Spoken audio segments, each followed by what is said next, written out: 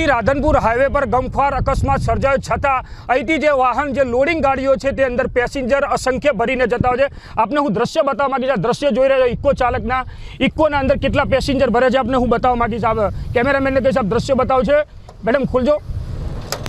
આ જોઈ શકો છો અંદર એક બાજુના રોડ પર ગંભીર અકસ્માત સર્જાય છે, 6 લોકો જેટલાએ જીવ ગુમાવે છે, પરંતુ ઇકો ચાલકો છે તે પોતાની મનમાની ચલાવીને પેસેન્જર ભરીને જતા હોય છે। આપને હું બીજા પણ દ્રશ્ય બતાવવા માંગીશ। દાદા પાછળ આપની ગાડી છે ને, આ દરવાજો ખોલજો ને, પાછળ કેટલા પેસેન્જર છે?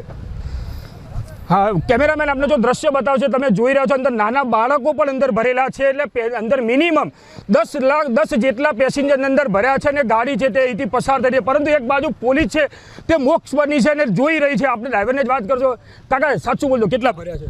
9 જણા છે, મારા ઘરના રસોડા માટે લઈ જાઉં, મજૂર છે, રસોડા લગ્ન પસંદ માટે, બાકી પેસેન્જર ગાડી સાહેબ નથી, મારી પર્સનલ ગાડી એ પોતાના ઘરના લગ્ન પસંદ માટે થઈને લઈ જવું। હા પણ સાહેબ એ તો હવે આપણે જાળવવું પડે સાહેબ, એવું એક્સિડન્ટ તો આ કહે છે નહીં, આખી દુનિયા જતી રહે એક્સિડન્ટમાં, તો આ કાંઈ પહેલી વખત એક્સિડન્ટ નહીં થયો, દુનિયા જતી રહે, પણ હવે આ તો હવે લગ્ન પસંદ તો આપણે જાળવવા પડશે ને સાહેબ।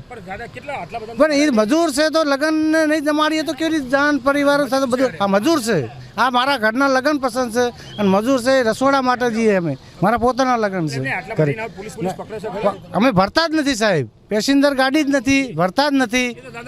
અરે બધા કે નહીં આપણે રેગ્યુલર છીએ, પેસેન્જર ભરતા જ નથી, પેસેન્જરની ગાડી જ નથી, આ તો ઘરના પસંદ ભરની ગાડી છે, એટલે મજૂરને આપણે લગ્ન પસંદ। આપણે હું દ્રશ્ય પણ બતાવવા માંગીશ કે એક બાજુ પોલીસ ઊભી છે અને આ રોડ ઉપરથી જે ઇકો ચાલક હોય તેમજ લોડિંગ ગાડીઓ છે તે ઓવરલોડ પેસેન્જર ભરીને જાય છે, પરંતુ પોલીસ દ્વારા કોઈ પણ ગાડીને રોકવામાં આવતી નથી, કોઈને પણ દંડ કરવામાં આવતી નથી, પરંતુ જ્યારે કોઈ મોટો અકસ્માત સર્જાય છે ત્યારે જ પોલીસ આ લોકોને પકડતી હોય છે અને પોલીસ પકડીને પછી દંડ ફટકારતી હોય છે। હાલ જે રીતના એબીપી અસ્મિતાના કેમેરામાં જે રીતના કેદ થઈ ઇકો ચાલક